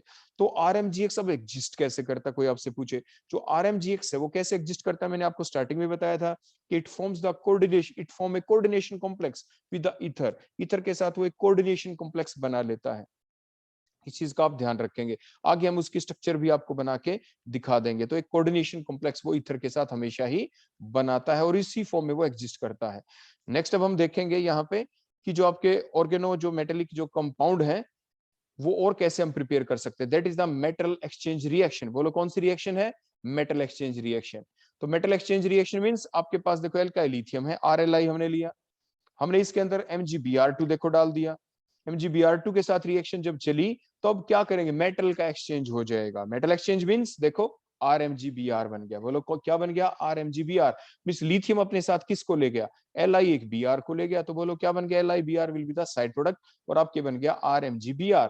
सो that is called as the metal exchange reaction. Similarly alkyl lithium को जब हम प्रिपेयर करें, हमने क्या ले लिया बोलो, ऑर्गेनो मर्करी कंपाउंड ले लिया R2Hg, और इसके अंदर हमने क्या डाला उसी टाइप से, लिथियम के साथ वही inert atmosphere by using the nitrogen gas, और फिर जब आपकी रिएक्शन चली वही मेटल एक्सचेंज रिएक्शन, बोलो क्या बन गया, RLi आपका बन जाता है। So that is called as the metal exchange reaction. Means R के साथ आपके Hg लगा हुआ था, Hg हट गया, Li लग गया, मींस एक मेटल की जगह दूसरा मेटल आ गया, so called as the transmetalation reaction. इसे ट्रांसमेटलेशन रिएक्शन भी कहते हैं, इसे मेटल एक्सचेंज रिएक्शन भी कहते हैं। तो इस चीज को आप ध्यान रखेंगे। ऐसे ही एल्काइल जिंक को जब हम बनाते हैं, जैसे हमने ट्राई एल्काइल एल्यूमिनियम लिया, आपने ये नाम सुना भी होगा, ट्राई एल्काइल एल्यूमिनियम आपने सुना होगा ना, एक कंपाउंड होता है जिसे जिगलर नाटा कैटलिस्ट कहते हैं, पॉलीमर वाले चैप्टर में आपको पढ़ाया था। तो उस पॉलीमर वाले चैप्टर में जो जिगलर नाटा कैटलिस्ट, जिगलर और नाटा जो दो साइंटिस्ट थे जिसने कैटलिस्ट लिया था पॉलीथीन बनाने के लिए, जिसमें आप डिफरेंट टाइप के पॉलीमर बनाते थे, सिंडियोटैक्टिक आपके आइसोटेक्टिक पॉलीमर आप बनाते थे, तो उसके दौरान जो आप कैटलिस्ट लेते थे जिसे जिगलर नाटा कैटलिस्ट कहते थे, जिसमें आप दो कंपाउंडों का 1:1 मिक्सचर लेते थे, वो क्या था, एक तो यही था ट्राई एल्काइल एल्यूमिनियम R3Al, और दूसरा था TiX4 टाइटेनियम टेट्राहेलाइड। तो टाइटेनियम टेट्राहेलाइड और ट्राई एल्काइल एल्यूमिनियम का जो मिक्सचर होता है उसे आप जिगलर नाटा कैटलिस्ट भी कहते हैं। तो ये वही है R3Al जो जिगलर नाटा कैटलिस्ट में भी यूज किया जाता है। तो ये सिर्फ हम आपको याद दिला रहे थे कि R3Al का नाम आपने और कहां सुन रखा है, और पेपर में कई बार आ भी जाता कॉम्पिटिटिव एग्जाम में कि what is the formula of the Ziggler NATA catalyst. तो एक ट्राई एल्काइल एल्यूमिनियम आपने यहाँ पे लिया और इसके अंदर आपने किसके साथ रिएक्शन की, जिंक क्लोराइड के साथ in the medium that is the dry ether as a solvent, और फिर से वही क्या हुई आपकी transmetallation reaction, metal exchange reaction हुई, और आपका क्या बन गया R2Zn। क्या बन गया R2Zn, साइड प्रोडक्ट आपका AlCl3 निकल जाएगा। तो इस टाइप से हम प्रिपेयर इनको कर सकते हैं। अब हम देखेंगे preparation of some other organometallic compound, जैसे कि आपके organo copper compound, organo cadmium compound, organo lead compound. तो अब हम स्टार्ट करते हैं अपनी रिएक्शन को किसके द्वारा, किसकी प्रिपरेशन के साथ, ऑर्गेनो कॉपर कंपाउंड। ऑर्गेनो जो कॉपर कंपाउंड है उसको हम कैसे लिखते हैं, वो डिफरेंट टाइप के हो सकते हैं, लेकिन मेनली जो हम यहाँ पे प्रिपेयर करेंगे वो होंगे R2CuLi, जिसे हम लिथियम डाई एल्काइल, क्योंकि दो आर है तो डाई एल्काइल क्यूपरेट्स भी कह देते हैं, या इसी को आप गिलमान रिएजेंट भी कहते हैं। आपने नाम सुना होगा, कब सुना होगा आपने, जब आपने एल्केन वाला चैप्टर पढ़ा था या आपने एल्काइल हैलाइड वाला चैप्टर पढ़ा था, उसके दौरान आपने एक रिएक्शन पढ़ी थी जैसे आप कोरे हाउस रिएक्शन कहते थे। कोरे हाउस रिएक्शन जिसमें कि अनसिमेट्रिकल एल्केन आप बनाते थे, तो एल्काइल हैलाइड से ही बनाते थे। तो एल्काइल हैलाइड में जब आप ये गिलमान रिएजेंट डालते थे, लिथियम डाइएल्काइल कॉपर आप डालते थे, तो अनसिमेट्रिकल एल्केन आपके बन जाते थे। उसके दौरान आपने ये नाम जरूर सुन रखा होगा। तो मींस ये है आपके ऑर्गेनो कॉपर कंपाउंड। अब हम इनको प्रिपेयर करेंगे एल्काइल हैलाइड से। तो एक चीज फिर से वही ध्यान रखनी है, जब भी हम प्रिपेयर करते हैं एल्काइल हैलाइड से, एल्काइल हैलाइड को एक्सेस में नहीं लेना है। एल्काइल हैलाइड को देखो लिया, लिथियम के साथ हमने रिएक्शन की in presence of the solvent that is the trihexane by creating a inert atmosphere by using the nitrogen gas, और फिर आपके बोलो क्या बन गया, RLi आपका सिंथेसाइज हमने कर लिया। फिर अगर हम फर्दर रिएक्शन करते हैं यहाँ पे कॉपर आयोडाइड के साथ, तो फिर क्या होगा, देखो यहाँ पे दूसरा मोल लिया RLi का, फिर फर्दर रिएक्शन चली और बोलो क्या बन गया आपका, अब आपके बन गए R2CuLi, बोलो क्या बन गया, R2CuLi means lithium di alkyl copper आपका बन गया, या लिथियम डाई एल्काइल क्यूप्रेट्स आप इन्हें कह सकते हैं। तो यहाँ पे जब आपकी रिएक्शन चली और फाइनली आपका प्रोडक्ट हमें मिल गया, जिसे गिलमान रिएजेंट भी कह देते हैं। इसके बाद नेक्स्ट यहाँ पे आपका साइड प्रोडक्ट बोलो क्या निकला, R2LiCu बना, तो Li किसके साथ निकल गया, बोलो यहाँ पे I के साथ, तो Li निकल गया, बची हुई चीज कौन है, R2CuLi, that is called as the Gilman reagent. उसके बाद नेक्स्ट हम देखेंगे मेटल एक्सचेंज रिएक्शन के द्वारा, जो हमने पीछे देखा भी था। RMGX के अंदर हमने क्या डाला, CuCl, बोलो क्या आपका साइड प्रोडक्ट निकल जाएगा, देखो यहां से आपका साइड प्रोडक्ट निकला MgX है, और इसके अंदर से बोलो कौन है ये Cl, बोलो क्या निकल गया साइड प्रोडक्ट MgXCl। तो R के साथ कौन जा लगा, बोलो यहाँ पे कॉपर, देखो RCu बन गया। उसके बाद फर्दर RLi के साथ हमने रिएक्शन की, तो फिर अब आपका क्या बन गया, बोलो R2CuLi मींस गिलमान रिएजेंट को इस टाइप से हम प्रिपेयर कर लेते हैं। विद दैट कंडीशन के टेम्परेचर हमें रखना पड़ा -78 डिग्री सेल्सियस के ऊपर जाके रिएक्शन होती है। तो means that is the metal exchange reaction, जिसे इस कैटेगरी के अंदर आ जाते हैं। तो जिसमें मैग्नीशियम हट गया और आपके क्या आ गया, बोलो कॉपर आ गया। तो इस चीज को आप ध्यान रखेंगे। कुछ रिएक्शन जो इस लेक्चर के बाद जो नेक्स्ट लेक्चर जो हम आपको पढ़ाएंगे, जिसमें हम देखेंगे reaction of the organometallic compound, उसके दौरान कुछ रिएक्शन ऐसी होंगी जो हम यहाँ पे पढ़ ही चुके हैं, जैसे ग्रिग्नार्ड रिएजेंट की रिएक्शन। ये ग्रिग्नार्ड रिएजेंट की तो रिएक्शन थी, जिसमें हमने क्या किया, ग्रिग्नार्ड रिएजेंट को किसमें कन्वर्ट किया है, गिलमान रिएजेंट में कन्वर्ट कर दिया। तो इन रिएक्शन को हम वहां पे रिपीट नहीं करेंगे, जो हम पहले ही यहाँ पे बता चुके होंगे। तो इस चीज को भी आप जरूर ध्यान रखेंगे, अपनी कॉपी में आप जरूर नोट डाउन कर लेंगे। रिएक्शन पार्ट के अंदर भी अपने इस प्रिपरेशन वाले पार्ट के अंदर से कुछ रिएक्शन ऐसी हैं जो रिएक्शन पार्ट की हो जाएंगी, उनको आप वहां पे अपने आप नोट डाउन कर लेंगे। इसके बाद नेक्स्ट हम देखते हैं ऑर्गेनोकैडमियम कंपाउंड को कैसे प्रिपेयर करना है। उसके लिए देखो हमने ग्रिग्नार्ड रिएजेंट लिया दोबारा से, इसके अंदर हमने कैडमियम क्लोराइड लिया इन presence of the solvent that is the ether, और बोलो उसी टाइप से क्या निकल गया आपका, MgX ने क्या किया, एक Cl को लिया, देखो एक Cl को, तो MgXCl, तो बोलो क्या बन गया आपका, आपके बोलो क्या बना यहाँ पे, ये दूसरा मोल भी हम इसके अंदर से लेंगे इसको बनाने के लिए, क्योंकि हमें क्या बनाना है, बोलो ऑर्गेनोकैडमियम कंपाउंड हमें बनाना R2CD। R2CD बनाने के लिए देखो 2 R हमने ले लिए, दूसरा मोल भी, और यहाँ से बोलो कौन लिया आपका CD, तो ये बन गया R2CD। बच गया बोलो कौन, आपके MgX के 2 मोल है, Cl भी 2 है, तो बोलो इसलिए क्या निकल गया साइड प्रोडक्ट MgXCl, और इसके 2 मोल बनेंगे, और आपका बोलो प्रोडक्ट क्या बन गया, R2CD डाई एल्काइल कैडमियम। बोलो कौन बन गया, ये डाई एल्काइल कैडमियम। इसके बाद नेक्स्ट अब हम देखते हैं कि इसको और कैसे प्रिपेयर कर सकते हैं। इसको आप एल्काइल लिथियम से भी प्रिपेयर कर सकते हैं, सिमिलरली उसी टेक्निक से जैसे अभी हमने ऊपर प्रिपेयर किया। ग्रिग्नार्ड रिएजेंट के 2 मोल लिए थे, अब हम एल्काइल लिथियम के देखो 2 मोल ले लेंगे, और उसकी रिएक्शन उसी टाइप से करेंगे कैडमियम क्लोराइड के साथ इन presence of the solvent that is the ether, और उसी टाइप से अब साइड प्रोडक्ट बोलो क्या निकलने वाला है आपका यहाँ पे, LiCl LiCl। देखो एक Li एक Cl को लेगा, एक Li दूसरे Cl को, तो जो 2 R है उनके साथ देखो कैडमियम आपके रिएक्ट करके, और बोलो क्या बन गया, डाई एल्काइल कैडमियम। ये आपका प्रोडक्ट बन गया, that is the organocadmium compound. क्योंकि यहाँ पे मेटल और कैडमियम के बीच बॉन्ड है, so called as the metal कौन है, बोलो कैडमियम है। मेटल कौन हो गया, कैडमियम, आर ग्रुप है, तो मेटल और कार्बन के बीच बॉन्ड है। मेटल कौन है यहाँ पे, कैडमियम, तो कैडमियम और आर के बीच बॉन्ड है, so that called as the organocadmium compound. Next अब हम लेंगे ऑर्गेनो लेड कंपाउंड्स को सिंथेसाइज करेंगे। देखो RCl हमने लिया, एल्काइल हैलाइड से प्रिपेयर कर रहे हैं। हमने सोडियम क्या लिया, ये लेड है तो सोडियम प्लम्बम भी इसको बोल देते हैं। तो आपके क्या है, ये एक एलॉय है, means lead is a metal, sodium is a metal, दोनों को मिक्सअप किया और दैट फॉर्म है एलॉय। तो जो मेटल मेटल का जो मिक्सचर होता है उसे आप क्या कहते हैं, एलॉय है। तो ये एलॉय ले रखा है। रिएक्शन चली, कैसे चली, बोलो लेड अलग हो गया, NaCl के बीच आपकी रिएक्शन यहाँ पे चली, और इस टाइप से फाइनली जाके हमने इस रिएक्शन को बैलेंस नहीं कर रखा, और हमारे पास बोलो क्या बन जाएगा, टेट्रा एल्काइल लेड। और आमतौर पे जो हम लेते हैं टेट्रा इथाइल लेड लेते हैं, TEL, टेट्रा इथाइल लेड। जो कि एक एंटी नॉकिंग एजेंट का भी काम करता है। टेट्राइथाइल लेड किस चीज का काम करता है? Anti knocking agent. जो पेट्रोल होता है, जो फ्यूल होता है, उसके अंदर कई बार इंजन के अंदर क्रैकिंग साउंड आती, cracking sound, cut cut cut ऐसे, जो कि इंजन को खराब कर सकता है। इसीलिए जो फ्यूल है उसकी एफिशिएंसी इंक्रीज करने के लिए हम क्या ऐड करते थे? पहले ऐड करते थे, बोलो कौन? Tetraethyl lead, to decrease the noise, to decrease that noise, and that noise called the cracking, cracking को कम करने के लिए। इसलिए हम इसको कहते थे एंटी नोकिंग एजेंट। क्या कहते थे इसको? एंटी नोकिंग एजेंट, क्योंकि ये डालने के बाद नोकिंग आनी बंद हो जाती थी, इसलिए इसको एंटी नोकिंग एजेंट कहते हैं। लेकिन क्योंकि पोल्यूशन क्रिएट करता है एनवायरमेंट के अंदर, आजकल हमने इसको यूज करना बंद कर दिया है। इसके बाद नेक्स्ट हम देखते हैं कि ऑर्गेनोलेड कंपाउंड को और कैसे प्रिपेयर करें। इसको आरएमजीएक्स से भी प्रिपेयर कर सकते हैं। ग्रिग्नार्ड रिएजेंट हमने लिया, लेड क्लोराइड के साथ इसकी रिएक्शन की, देखो इस टाइप से, और फिर से हमारा क्या बन गया? हमारा वही बन गया टेट्रा एल्काइल लेड। बोलो क्या बन गया हमारा? Tetra alkyl lead. तो इस टाइप से हमने डिफरेंट जो हमारे ऑर्गेनोमेटल कंपाउंड थे उनकी हमने प्रिपरेशन को वन बाय वन करके देखा। इसके बाद नेक्स्ट अब हम देखेंगे reaction condition, mainly about the Grignard reagent, उसके ऊपर ज्यादा फोकस करना है। औरों की भी रिएक्शन कंडीशन मैंने साथ के साथ तो बता ही दी थी, लेकिन फिर भी अलग से आपसे एग्जाम में क्वेश्चन पूछा जा सकता है कि the following precaution should be taken during the synthesis of the Grignard reagent. Main focus हमारा ग्रिग्नार्ड रिएजेंट के ऊपर ही रहने वाला है। तो सबसे पहले मेन फोकस क्या रखना है? मींस मैग्नीशियम कैसा ले, मींस एक्टिवेटेड मैग्नीशियम हमें लेना है। Magnesium atom is usually unreactive हो जाता है due to the formation of the oxide layer on their surface, इसीलिए हमें वो एक्टिव फॉर्म में चाहिए, नहीं तो उसकी रिएक्टिविटी कम होगी। आपका ग्रिग्नार्ड रिएजेंट जो बनेगा कम यील्ड के अंदर बनेगा, क्योंकि हमने प्रिपरेशन के दौरान बताया भी था कि एक्सेस में हमें मैग्नीशियम को ही लेना है, मोर रिएक्टिव को लेना है।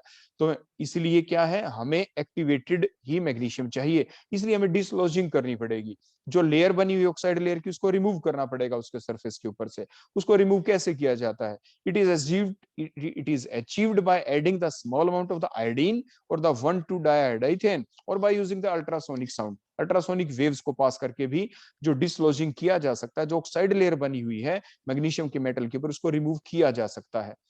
और जो ये प्रॉब्लम है ये कैसे ओबिएटेड हुई? By using the Ricky magnesium, means more reactive magnesium को यूज किया जाता है। जो मोर रिएक्टिव मैग्नीशियम कैसे? Which is present in the form of small particles. अगर हम एक मैग्नीशियम का एक पीस ले ले, उसका सरफेस एरिया कम होगा। अगर हम उसको क्रश कर देते हैं, उसको छोटे छोटे उसके पीस बना देते हैं, तो सरफेस एरिया उसका इंक्रीज हो जाता है। जैसे हमने सरफेस केमिस्ट्री में आपको पढ़ाया था, मींस एडजोर्प्शन प्रोसेस फास्ट होगी, मींस रिएक्टिविटी जो होगी रिएक्टेंट की मैग्नीशियम की एल्काइल हैलाइड के साथ वो ज्यादा होगी due to the increase in the surface area. Net surface area increase हो जाता है अगर हम मैग्नीशियम के छोटे छोटे पीस बना देते हैं।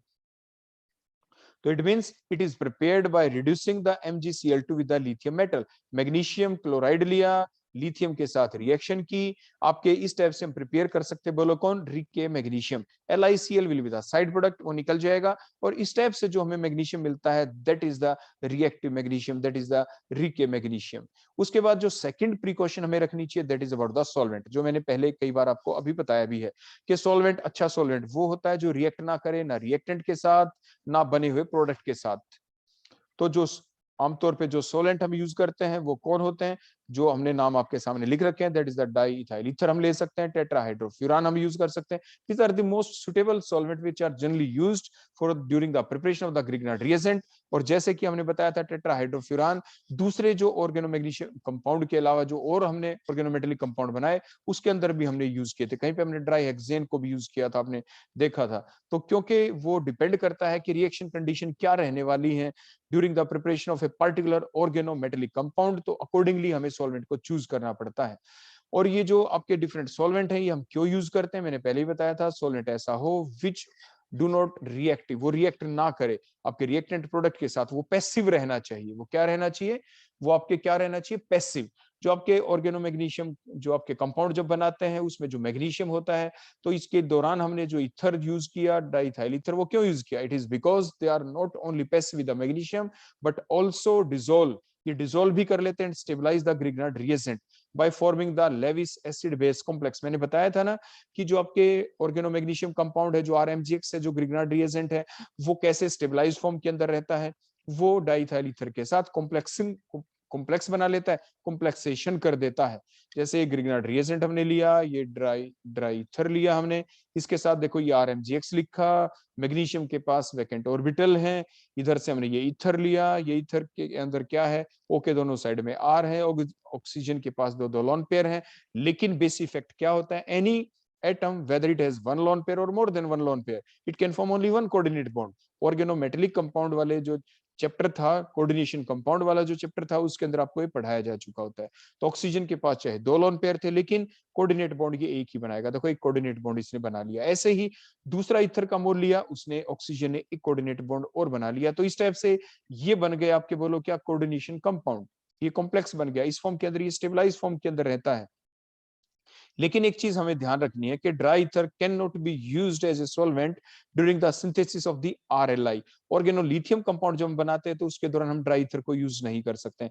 रीजन फिर से वही, क्यों यूज नहीं कर सकते होंगे, किसी और कंपाउंड के बारे में भी पूछ लें आपसे और कह दें कि सॉल्वेंट को आप वहां पे यूज क्यों नहीं कर सकते, आंसर एक ही आपको देना होता है, because that solvent can react with that particular compound. Similarly हमने यहाँ पे क्या जवाब दिया कि हमने during the synthesis of organolithium compound RLI हम ड्राई ईथर को क्यों यूज नहीं कर सकते, because the dry ether can react with RLI, क्योंकि वो RLI के साथ रिएक्ट कर जाता है। तो ये सिंपल सा जवाब आपको देना होता है।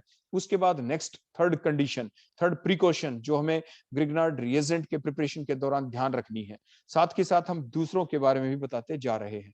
हमारे पास मॉइस्टनेस नहीं होनी चाहिए, क्योंकि हमने पहले बताया था कि जो ग्रिग्नार्ड रिएजेंट होते हैं they are reactive with the protic solvent, वो प्रोटिक सॉल्वेंट के साथ रिएक्टिव होते हैं। तो मेन डिसएडवांटेज जो ग्रिग्नार्ड रिएजेंट की है, वो हमें क्या ध्यान रखना है कि they can react with the protic solvent like water, alcohols, thiols, alkynes, terminal alkynes, carboxylic acid and so on. आप उनके साथ इनको स्टोर नहीं कर सकते, क्योंकि ये रिएक्ट कर जाते हैं।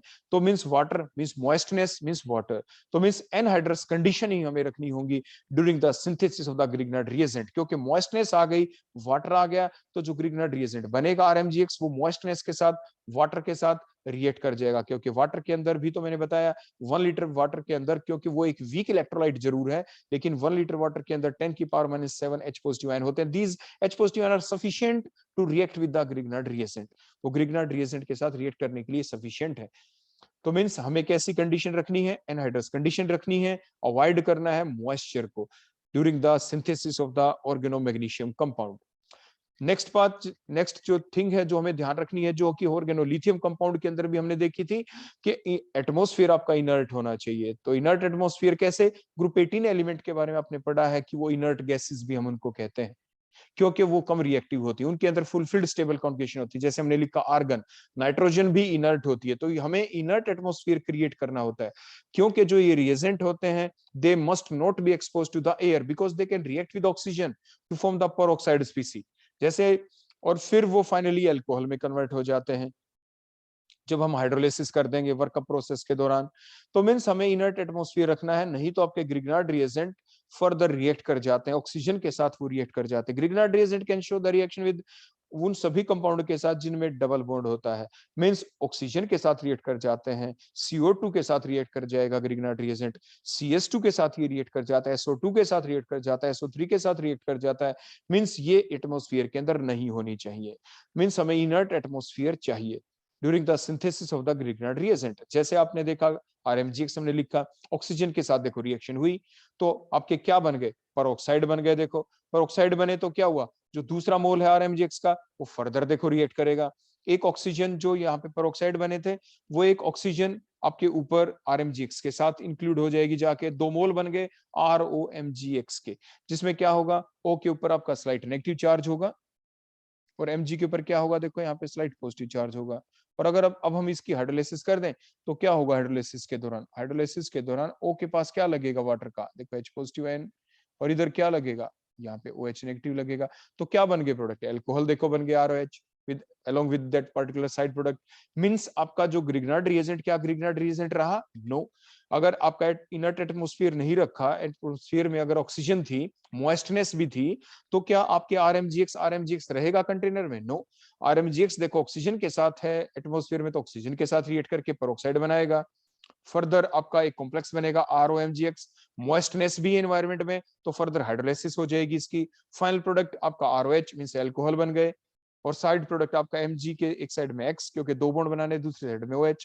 तो ग्रिग्नार्ड रिएजेंट नहीं रहा, हम उसको आइसोलेट नहीं कर पाएंगे, उसको सिंथेसाइज ही नहीं कर पाएंगे, क्योंकि बनते ही साथ है। ऐसी बात नहीं है कि ग्रिग्नार्ड रिएजेंट नहीं बनेगा, बनेगा और एकदम रिएक्ट कर जाएगा।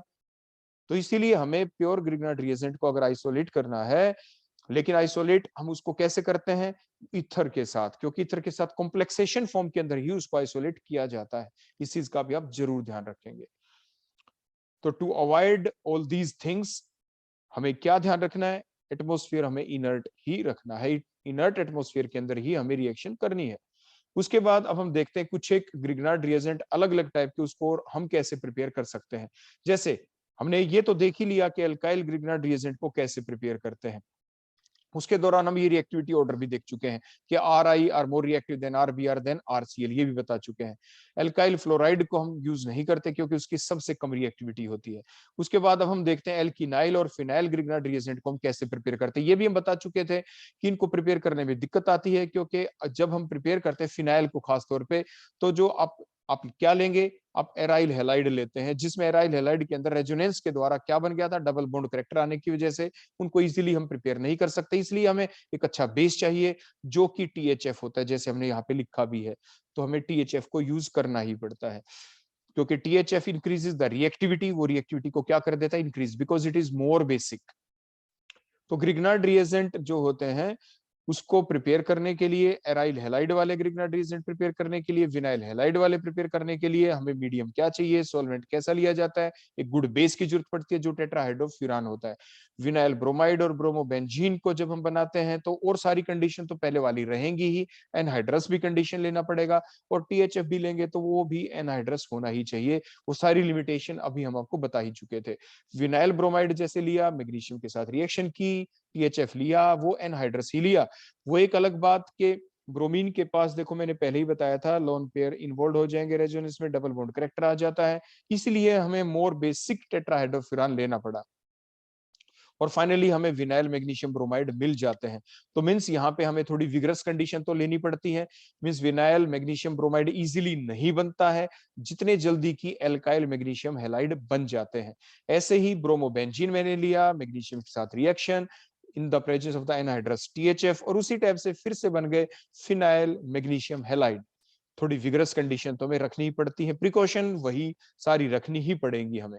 उसके बाद हम देखते हैं नेक्स्ट की जो एल्काइनाइल ग्रिग्नार्ड रिएजेंट जो हम बनाते हैं, तो वो कैसे हम बनाते हैं। फॉर एग्जांपल हमने कोई टर्मिनल एल्काइन लिया, टर्मिनल एल्काइन जो हमने लिया उसमें हमने ये डाल दिया C2H5MgBr, वही सेम कंडीशन रखी हमने एनहाइड्रस THF की। और ये एक ऐसी एप्लीकेशन भी है इसकी जिसमें हम लोअर एल्काइन को हायर एल्काइन में कन्वर्ट कर सकते हैं।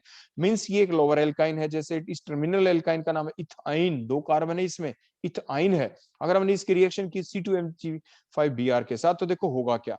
ये जो C2H5 है, यहाँ पे जो कार्बन है इसके ऊपर स्लाइड नेगेटिव चार्ज, मैग्नीशियम के देखो स्लाइड पॉजिटिव चार्ज, इसके अंदर एसिडिक हाइड्रोजन है, कार्बन हाइड्रोजन के जो, क्योंकि इसके अंदर sp हाइब्रिडाइजेशन है ना, इस कार्बन की मोर इलेक्ट्रोनेगेटिव है, 50% s करेक्टर है इस ट्रिपली बॉन्डेड कार्बन के पास। ये दोनों के दोनों इलेक्ट्रॉन्स को अपने पास देखो अट्रैक्ट कर ले जाएगा, तो H को इलेक्ट्रॉन देगा कौन? H को इलेक्ट्रॉन मिलेंगे यहाँ से, C2H5 दोनों इलेक्ट्रॉन लेके यहाँ पे किसको दे देगा बोलो? इस H को यहाँ पे दे देगा। तो जिसकी वजह से कार्बन के ऊपर देखो क्या आ जाएगा, दोनों इलेक्ट्रॉन जो इकट्ठे थे यहाँ पे, तो कार्बन के ऊपर बोलो कैसा चार्ज? Negative charge. और मैग्नीशियम के ऊपर बोलो कैसा चार्ज? ये पॉजिटिव चार्ज है। और ये बन गए आपके कौन? एल्किनाइल, एल्किनाइल मैग्नीशियम हैलाइड आपके बन गए। इनको फर्दर हम यूज कर सकते हैं, ये तो हमने आपको प्रिपेयर करके दिखाया एल्किनाइल मैग्नीशियम हैलाइड। लेकिन अगर हम इसमें फर्दर, और आपके देखो कौन बन गए थे बोलो यहाँ पे? C2H5 आपके एल्केन भी बन गए। लेकिन अगर हम इसमें देखो एक चीज और आपको बता दें, अगर हम इसमें फर्दर देखो मैं एल्काइल हैलाइड डाल देता, फॉर एग्जांपल मान लीजिए हमें हायर एल्काइन बनानी पड़ जाती, जो हम आगे आपको बताएं भी गए। फॉर एग्जांपल मैंने इसके अंदर डाल दिया CH3Br, देखो ध्यान देना, Br के ऊपर देखो स्लाइट नेगेटिव चार्ज, CH3 के ऊपर बोलो क्या होगा? Slight positive charge. तो ये कार्बन जिस पे नेगेटिव चार्ज था ये अटैक करेगा इसका CH3 वाले कार्बन के पास, Br निकल गया यहाँ से, और बोलो क्या बन गया? ये H, ये single bond C, triple bond C, और C के आगे क्या लग गया बेटा? यहाँ पे लग गया CH3, प्लस में साइड प्रोडक्ट क्या निकला? साइड प्रोडक्ट निकल गया ये माइनस में देखो क्या लिख देंगे? MgBr2, that is the side product. तो आपने क्या देखा? शुरू में कौन था? एक टर्मिनल एल्काइन, आगे क्या बन गया? आगे आपका बन गया एक अगला एल्काइन जिसका नाम है 1 2 3 कार्बन वाला, 3 कार्बन वाला मींस प्रोपाइन। आपने इथाइन को प्रोपाइन में कन्वर्ट कर दिया, ये आपने एल्काइल हैलाइड वाले चैप्टर में भी देखा था। वहां पे आप क्या करते थे, थोड़ा हम आपको हिंट दे दें कि वहां पे जब टर्मिनल एल्काइन को इसी हायर एल्काइन में आप यूज करते थे, तो देखो आपको ध्यान होगा हम एक बेस यूज करते थे। बेस बोलो कौन होता था वहां पे, हम यूज करते थे आमतौर पे NaNH2। तो Na पॉजिटिव NH2 नेगेटिव। ये NH2 नेगेटिव क्या करता था, ये अपने इलेक्ट्रॉन देखो इसी टाइप से तो H को देता था, और इसी टाइप से तो ये आपके कार्बन आयन बन जाता था। देखो HC ट्रिपल बॉन्ड C के ऊपर देखो दोनों इलेक्ट्रॉन, कार्बन के ऊपर देखो नेगेटिव चार्ज, और नेगेटिव चार्ज के पास कौन था, यहाँ पे आ गया Na पॉजिटिव, देखो इसी टाइप से। और फिर इसी के अंदर उसी टाइप से तो हम डाल देते थे, बोलो कौन, ये CH3Br। कार्बन के ऊपर देखो उसी टाइप से स्लाइड आपका पॉजिटिव चार्ज होगा यहाँ पे, और हेलोजन के ऊपर स्लाइड नेगेटिव चार्ज। ये कार्बन नेगेटिव चार्ज अटैक किया इस CH3 वाले कार्बन के ऊपर, Br नेगेटिव निकल गया, और फिर उसी टाइप से हायर एल्काइन बन गई। तो जो एल्काइल हैलाइड वाले चैप्टर में हमने कुछ इस टाइप से पढ़ा था कि टर्मिनल एल्काइन हम लेते हैं, उसको एक हायर एल्काइन में कन्वर्ट किया बाय यूजिंग ए बेस, क्योंकि यहाँ पे ये बेस का काम कर रहा है NaNH2। इसी टाइप से जो ग्रिग्नार्ड रिएजेंट हमने ऊपर लिया था C2H5 MgBr, वो वहां पे बेस का काम कर रहा था। क्यों बेस का काम, if any negatively charge species donate their electron pair to the H atom then it is called as a base. अगर वो अपने नेगेटिव चार्ज डेंसिटी H को ना दे के किसी और को दे, तो फिर वो काम करता है न्यूक्लियोफाइल का। मींस जो ग्रिग्नार्ड रिएजेंट होते हैं इसमें जो R होता है वो कभी बेस का काम करता है, कभी वो न्यूक्लियोफाइल का काम करता है। इस रिएक्शन में उसने बेस का काम किया था, और इसके दौरान मेन जो हमारी रिएक्शन थी वो तो सिर्फ यहां तक लिमिटेड थी, जिसमें हमने एल्किनाइल मैग्नीशियम हैलाइड बनाया था। क्या बनाया था, एल्किनाइल मैग्नीशियम हैलाइड। तो मैंने क्या बताया था, इसके दौरान आपको एल्काइल हैलाइड को एक्सेस में नहीं लेना। अगर हम एल्काइल हैलाइड को एक्सेस में ले लेंगे तो आपने देखा ना, आपका जो एल्किनाइल मैग्नीशियम हैलाइड बना वो फर्दर एल्काइल हैलाइड के साथ रिएक्शन करके एक हायर एल्काइन में कन्वर्ट हो सकता है। तो ये भी एक प्रिकॉशन है कि एल्काइल हैलाइड को हमें एक्सेस में नहीं लेना है। तो इन छोटी छोटी बातों को आपको जरूर ध्यान रखना होगा। इसके बाद नेक्स्ट पॉइंट हम लेते हैं यहाँ पे कि जो एलाइलिक ग्रिग्नार्ड जो रिएजेंट होते हैं में अंडरगो द कपलिंग रिएक्शन, वो कपलिंग रिएक्शन को शो कर देते हैं। कैसे देखो शो करते हैं, hence they are generated in situ, इसलिए वो उसको हम जब हमें जरूरत होती है उसी दौरान ही हम उसको प्रिपेयर करते हैं। इस चीज का हमें ध्यान रखना है। तो इस चीज को से बचने के लिए ही कि ताकि वो कपलिंग ना हो, जैसे हमने लोअर एल्काइन को हायर एल्काइन में कन्वर्ट किया, ऐसा ना हो, तो उसको ड्यूरिंग द रिएक्शन ही हम प्रिपेयर कर लेते हैं। तो Grignard reagent can also be prepared by, बोलो कैसे, ट्रांसमेटाइलेशन रिएक्शन। ये तो हम आपको शुरू में देखो बता ही चुके हैं, ट्रांसमेटाइलेशन की मिसाल का लिथियम लिया, इसके अंदर हमने MgBr2 डाला in presence of a strong base और the solvent that is the tetrahydrofuran, और इस टाइप से RMgBr आपके प्रिपेयर हो जाते हैं। ये हम आपको पहले बता ही चुके हैं। तो अभी हमने देखा कि क्या क्या प्रिकॉशंस हमें रखनी होती है, वो भी हमने देखी ग्रिग्नार्ड रिएजेंट की प्रिपरेशन के दौरान। और दूसरे जो ग्रिग्नार्ड रिएजेंट थे एल्काइल मैग्नीशियम हैलाइड के अलावा, एल्किनाइल एल्किनाइल आपके या एराइल मैग्नीशियम हैलाइड को प्रिपेयर कैसे किया जाता है, क्या क्या प्रिकॉशन रखनी पड़ती है, उसके दौरान भी सॉल्वेंट हमें थोड़ा स्ट्रॉन्गर बेस लेना पड़ा। तो वो सारी बातें हमें ध्यान रखनी पड़ती हैं। सो that is all about the introductory part of the organometallic compound along with the preparation of the different organometallic compounds. Thank you.